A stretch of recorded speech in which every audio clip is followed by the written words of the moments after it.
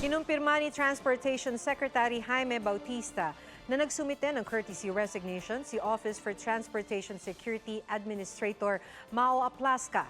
Kasunod yan ng banta ni House Speaker Martin Romualdez na haharangin niya ang budget ng Office of Transport Security. Nauna nang sinabi ni Romualdez na nabigo si Aplasca na pigilan ang mga makasalanang aktibidad ng mga security personnel sa NAIA. Isa riyan ang kontrobersyal na pagsubo umano ng isang OTS personnel sa nawawalang $300 ng isang pasahero. Sa sulat ni Aplasca kay Pangulong Bongbong Marcos, sinabi niyang hindi niya kaya na isakripisyo ang buong organisasyon.